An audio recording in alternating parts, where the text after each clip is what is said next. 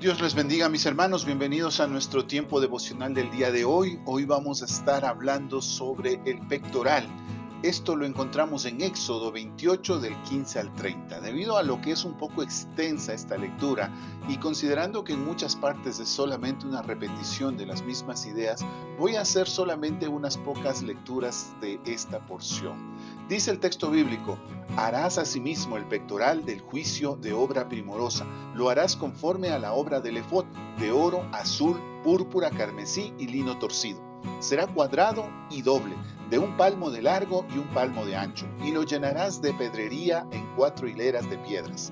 Y las piedras serán según los nombres de los hijos de Israel, 12 según sus nombres. Y llevará a Aarón los nombres de los hijos de Israel en el pectoral del juicio y sobre su corazón, cuando entre en el santuario, por memorial delante de Jehová continuamente.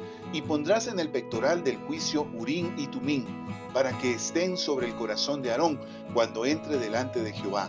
Y llevará siempre a Aarón el juicio de los hijos de Israel sobre su corazón delante de Jehová. El pectoral era una bolsa en cuyo interior se encontraban los dos elementos que hemos mencionado, el Urim y el Tumim. De estos dos elementos no conocemos mayor cosa, debido a que en el texto bíblico solo se los menciona en 6 ocasiones. Pero lo que es interesante notar es que en esta ocasión donde se menciona que van a ser utilizados por el sacerdote, se los da por sentado, es decir, es como que el pueblo de Israel ya sabía de qué se trataba, aun cuando para nosotros sea algo desconocido, para el sacerdote era bien sabido de qué se trataba.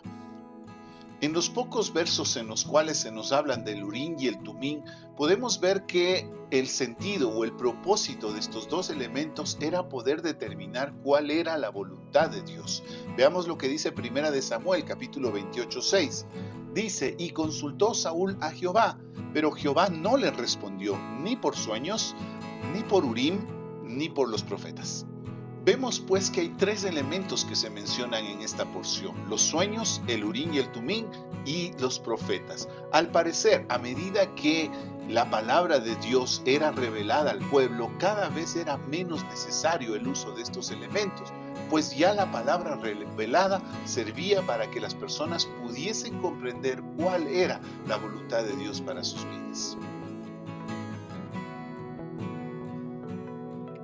Veamos un ejemplo de cómo se usaba este Urim y el Tumim. Eso está en 1 de Samuel 23, versos del 9 al 12.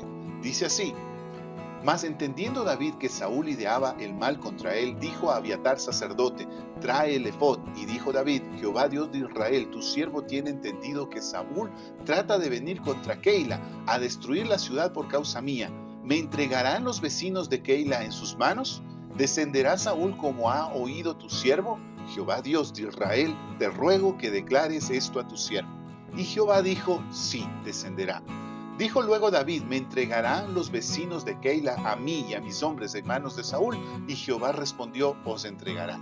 Vemos en estos textos bíblicos que el objetivo de este elemento del Urim y el Tumim era justamente determinar la voluntad de Dios a través de preguntas que se le hacían. Pero algo más que también sale a relucir en este texto, y que en otro texto es todavía más claro, es que estos elementos solo podían ser usados por los sacerdotes. Los que tenían la autoridad para hacer estas preguntas era el sacerdote. Por eso es que David le pide al sacerdote que traiga el efod para poder hacer las consultas a Dios.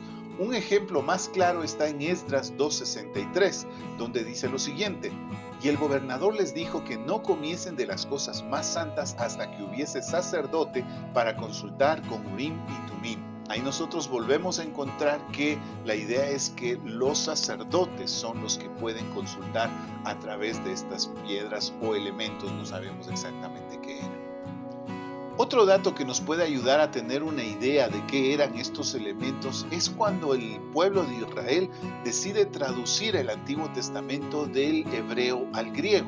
Recordemos que los israelitas hablaban hebreo y en algunas regiones arameo, pero cuando ya pasa el tiempo, muchos de estos israelitas dejan de hablar hebreo, ya se vuelve una lengua desconocida, una lengua muerta para ellos. Es como el latín, que en algún momento se habló en toda la zona del Mediterráneo, pero que después de varios siglos se volvió una lengua exclusiva para los sacerdotes. Lo mismo pasó con el hebreo, y como la mayoría de la gente no entendía el hebreo, decidieron traducirlo al griego.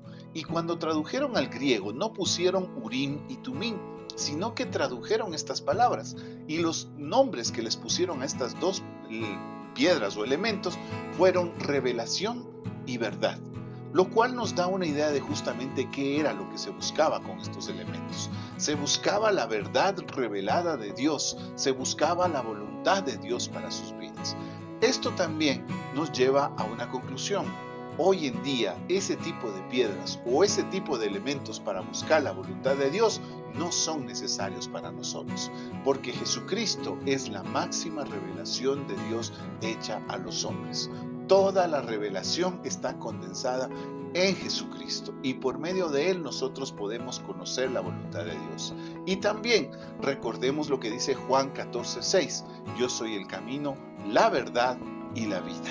Así pues, nosotros no necesitamos Urim y Tumim para poder determinar cuál es la voluntad de Dios en alguna determinada circunstancia que podamos estar viviendo.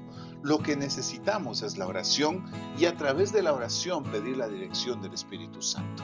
El Urim y el Tumim solamente el sacerdote podían usar para decirle al pueblo lo que Dios quería para sus vidas. Con el tiempo, el profeta va a tomar esa responsabilidad y le va a decir al pueblo qué es lo que necesitan entender al respecto de la voluntad de Dios. Y hoy en día, el Espíritu Santo es el que en nuestro corazón nos dice qué es lo que Dios quiere para nuestras vidas. Así que no te afanes en buscar métodos adivinatorios para tratar de entender la voluntad de Dios para tu vida. En oración, descansa en Dios y el Señor te va a mostrar qué es lo que Él quiere para tu vida de aquí en adelante. Que Dios te bendiga.